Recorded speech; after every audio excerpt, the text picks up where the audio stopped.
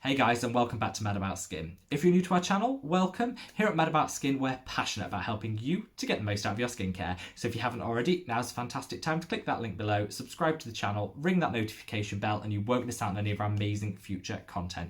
In this video, we are talking all things rosehip oil. This has become a skincare sensation in the past 5 years, and you guys have been recommending it to me in droves. And so I finally bit the bullet. I bought myself a bottle of the organic 100% cold pressed ordinary rosehip oil, and I've been trying it for the past 30 days. So what I hope to do in this video is share with you my experiences of the product, but also we're going to look at some of the claims and that go along with this ingredient, and we're going to look at the science that sit behind them. Are they fact or are they fiction? We're going to look at what it can do as an ingredient to support your skincare journey, but also if there's any people that need to avoid it and give it a firm pass. Ultimately, we're going to work out whether there's room for it in your skincare routine. If you stay tuned to the end, I'm going to be making my recommendations for my personal favourite rosehip oils on the market. There's a huge gulf between some really good ones that are out there and some real dud products. So hopefully I'm going to help, if you stay tuned to the end, help you work out which are the best to buy if you are interested in including this in your skincare routine. Rosehip oil became a sensation about 5 years ago when, honestly, you couldn't open a magazine or watch a YouTube channel without somebody recommending it. Beauty editors went mad for this as an ingredient, and as with all of these like hyped viral ingredients, they kind of became a cure-all for everything. So, it doesn't matter what your skin complaint was, rosehip oil will sort it out for you. Now, obviously, that's not the case, and so we're going to look at what it can actually deliver as an ingredient and what really is not. To separate the fact from the fiction. That's enough as an intro. We're going to get straight into this and talk a little bit about what it is. Well, rosehip oil is, rosehips are the little red buds that you see on hedgerows, and once the flower has finished, it then produces the seed pod, which is the rosehip. If you open that, the seeds are what are then cold pressed, well, hopefully cold pressed, to maintain the maximum benefit, and that's where the oil is derived from. It's from the seeds of the rose hips. It's really difficult to find a facial oil which is just as applicable to people with dry skin as it is to people with oily skin. And rosehip oils are one of the few which actually deliver that. So people who have dry skin can benefit from the hydration that it'll bring, but also it has proven benefits for reducing the heal time of acne and suppressing breakouts. So I was really excited to try it, because my skin is definitely acneic and breakout prone, and I'm actually going through some active breakouts at the moment. So I wanted to see how it would help and benefit my skin at a time of, I say crisis. That's a bit dramatic, but when I'm experiencing those active breakouts. Before we get into the claims and the counterclaims, it's worth pointing out that rosehip oil is actually a dry oil. That still means it goes on with an oily texture, but it is absorbed into the skin and will appear matte once after about 3 minutes of being on the skin. That's fantastic because it means you can put other product and, more importantly, foundation or makeup on top of it without it separating and breaking down the foundation and making it impossible to use. So I think that's a real benefit from this oil over some of the other oils that are on the market. Right, the thing which I think first strikes you when you use this product is the colour. It comes in a really rich yellow colour, almost bordering on orange, and that's because of a compound known as beta-carotene that sits within the ingredient. Beta-carotene is amazing in skincare. When it's applied to the skin, it breaks down into vitamin A, which we all know from our talks about retinol and vitamin A derivatives, really help with the clarity of the skin, will help even out the surface texture of the skin, and will really help to cut down on some of those breakout and the heal time of breakouts because it increases cellular turnover. I love vitamin A, and this is a really nice natural way of achieving a vitamin A without it being so strong that it can really, create sensitivity, redness and irritation. I guess that leads on to one of the first claims of this product, that it is classed as retinol without the redness. You hear that all the time when people are talking about rosehip oil, that you can achieve the retinol effects without the redness, the irritation and the dryness that can come with it. This claim is derived from two different sources. First of all, because of that presence of the beta-carotene, which breaks down into vitamin A. However, you shouldn't confuse retinol and vitamin A. Yes, retinol is a vitamin A derivative, but they're not exactly the same thing, and they don't work the same when they're in contact with your skin. Another reason it's often called retinol without the redness is because it contains, as an ingredient, it contains trace elements of trans-retinoic acid, tretinoin. Now, I don't want people to be labouring under the misapprehension that when you apply rosehip oil, you're getting the same as a prescription tretinoin. You're not. However, the trace elements will have some marginal benefit for the skin, which, as you know, with retinol will reverse the signs of photoaging, help to even out the skin tone and texture, and just increase that cellular turnover to give us gorgeous, glowing skin. I would, however, caveat this by saying because it is a natural product, the levels of transretinoic acid are tiny and will differ from product to product, batch to batch, and so it's not as science as you would with a prescription tretinoin. You know exactly what you're getting and the concentration that you're getting. You don't with this, and so I certainly don't think this could replace your retinol. However, if you have super sensitive skin and you're scared of using retinol and just don't think it will apply to you, rosehip oil is a fantastic place to start because it will introduce the skin to trace elements of transretinoic acid. You'll get some benefit from it, but you won't get all the redness, the peeling, and the dryness because the concentration isn't there that's going to lead to that. So whilst I don't fully agree with the idea that it's a substitute for retinol, certainly will deliver some marginal benefits that you could otherwise get from retinol, and you won't get any of the dryness, the peeling, and the irritation. So I'm on board with that, particularly for people with sensitive skin or people like myself that already use a retinol but just see this as a way of marginally boosting it as well as enjoying some of the other benefits that come with the product. Another claim which people often make about rosehip oil is its powerful antioxidant potential. This claim comes from the fact it's packed full of vitamins E and C. Both of these are fantastic antioxidants. I love vitamin C in particular. It brightens the skin, but also it protects from free radical damage. Vitamin E and vitamin C work really well together because the vitamin E, whilst being a standalone antioxidant, also pairs really well with vitamin C to just make it work harder and better. And so you're getting a really good antioxidant protection when you apply a rosehip oil onto the skin. So yes, that claim is fantastic and it is a really great antioxidant to consider in your skincare routine.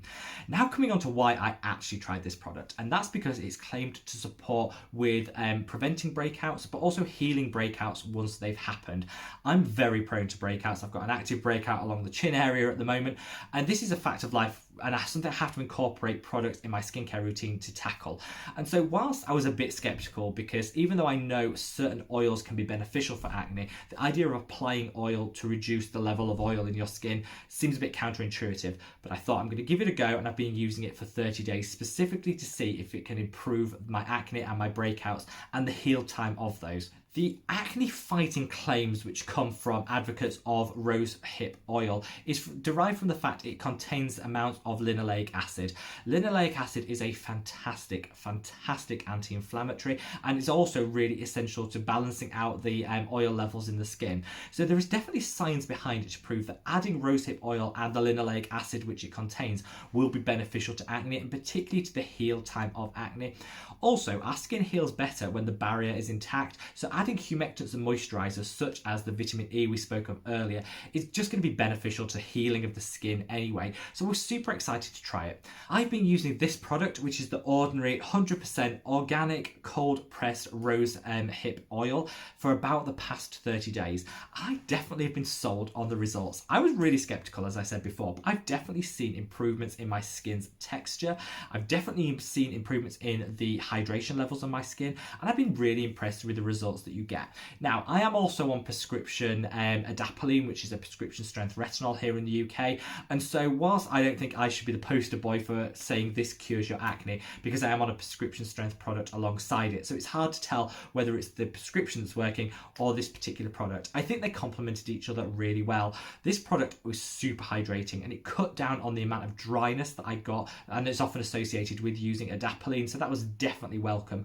I do think it helped to support in the healing and the removal of some of the pigment which came with acne scars and post-acne marks. It also really helped with the sensitivity that's often associated with using adapalene. I think it's because it's packed full of omega-3, 6 and 9 that really helps to keep the skin moisturized and just will help to calm any sensitivity that you might be getting from using other products.